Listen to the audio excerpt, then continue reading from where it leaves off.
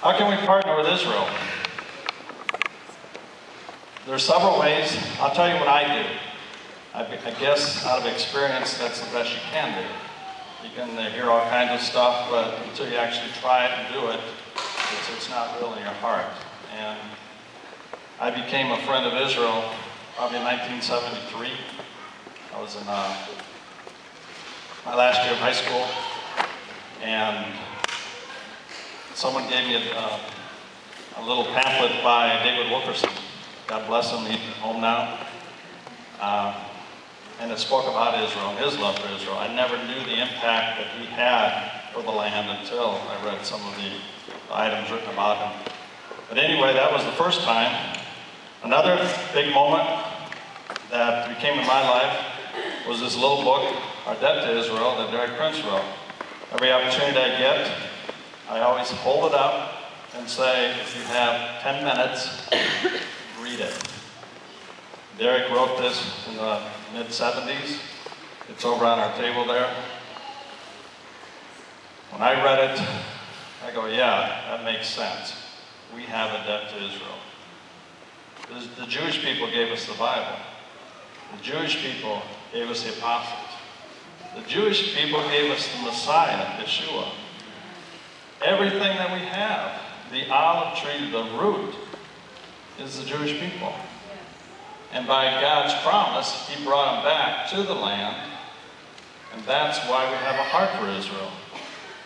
To me, it's a supernatural thing. It's not a brain mentality. I didn't study it in a book.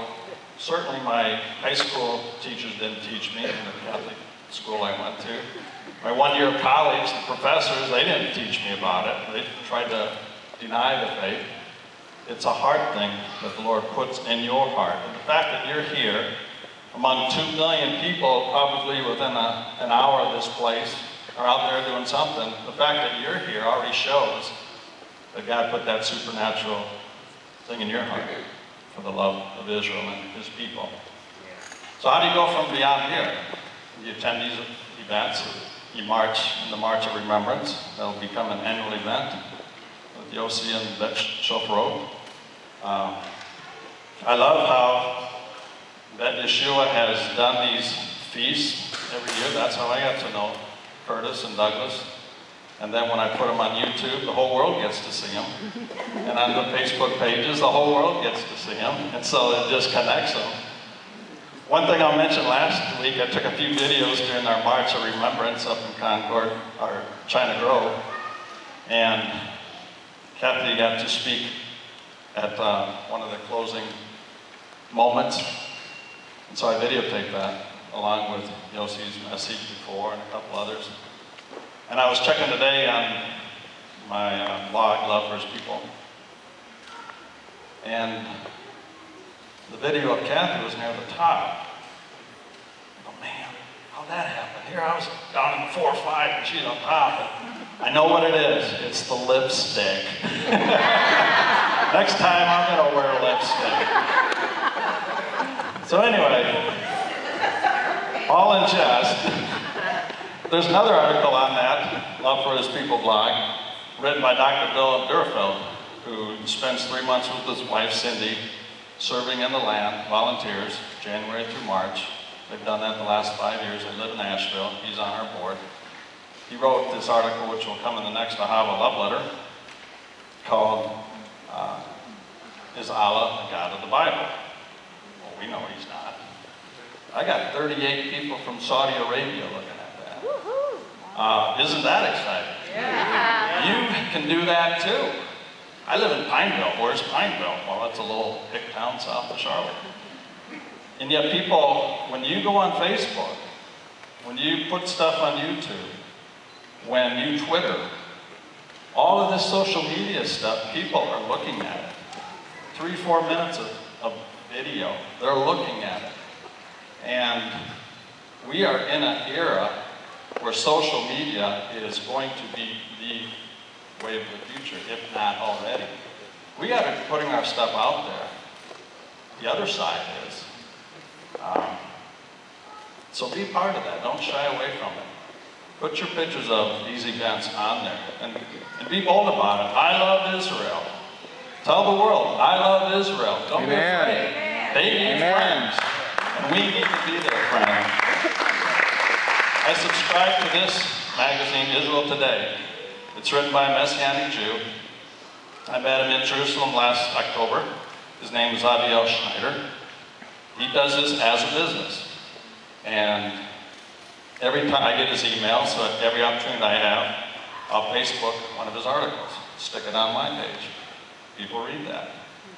You can get the Jerusalem Post Christian edition. There's another way of just keeping up with what's going on in Israel, partnering with them. And by subscribing, you are supporting the economy. The Israel Ministry of Tourism, they have an annual booth at the NRB, National Religious Broadcasters in Nashville. Say that every time I go past. I've become friends with the guys. Joe Diaz, a Sephardic Jew, runs the office for the Southeast in Atlanta. And I got to know him a little bit more this year, so I write to the Israel Ministry of Tourism and get all this free stuff. The Pilgrim's Map of the Holy Land. I have some more over there, you're welcome to get them. Visit Israel, you'll never be the same, it's a DVD. There's some over there, they're free. You can get them from the Israel Ministry of Tourism. Biblical sites for Christian visitors. Next time you visit Israel, all this stuff, you can get a hold of it, you can pass it on. You can let people know that the land is a good place to be, to support. I enjoy supporting other ministries. I want to be a networker. I want to see unity come between the Gentile and the Jew.